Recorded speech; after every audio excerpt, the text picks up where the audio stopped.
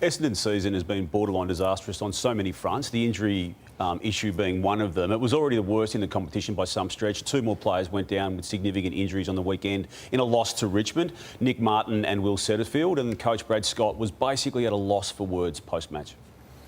For us, I mean, it's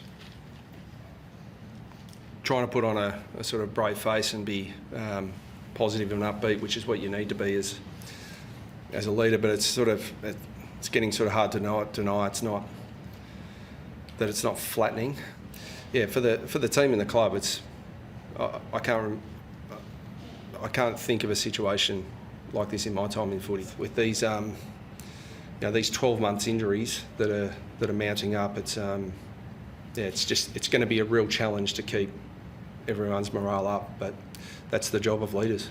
So the problem has clearly affected adversely 2025 in isolation, but these injuries are now stretching into 2026 as well. And already, before that season even starts, when Brad Scott will then be on the second last of the 2 years remaining of his deal, he's not going to be having access to Nick Martin. He's not going to have access to other players who may choose to leave. We'll get onto that in a moment. But this is almost a 2-season problem now, Lauder. It is, Damo, and Nick Martin's one of the players at least you go and you know he's going to be a good player. You trust that he'll be in your best 3 players every week, and that's the hard part. There's not many others you can say has improved or enhanced their reputation this year. And you look at the injuries, like the Adelaide Crows, Darren Burgess is lauded for what he does.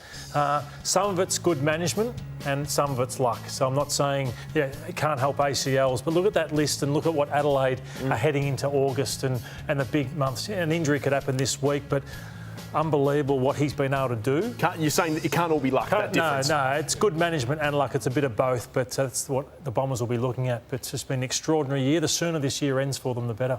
Yeah, and they've got, to Damo's point, they've got some decisions to make list-wise, Lloyd. And if you look at their group of their most important players, which we think we've probably got here, how many of these guys, Lloyd, can you put a circle around and say, yep, your effort and your injury profile, your body is going to hold us in good stead for the next 3, 4, 5 years?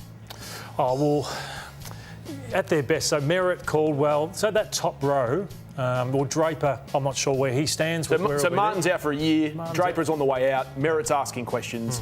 Mackay hasn't been the player that they wanted, Parrish doesn't play, McGrath's been a stalwart for that club, Langford's looking around, Wright hasn't been the player that we thought, and there's been question marks on plenty of those guys. How many of those guys do you trust going into the future? It's tough when your core group is like that, I reckon. Yeah, you can't trust too many at the moment. I'd say Merritt, Durham and Caldwell are the 3 that you trust, but I'm saying they've got some injuries to Caldwell now as well. We sat here a week ago and talked about, we asked the question, is it better for both parties if they look for Zach Merritt leaving? Have you swung one way or the other in the 7 days? I've always been, if he wants to stay, of course you want him to stay. What if he's looking around though? I'd still try and entice him to want to stay, Zach Merritt. He's their best player by far. He's their captain, best leader, best player. So you don't want to let him go. Are you suggesting that you take an extra couple of picks in the top 15?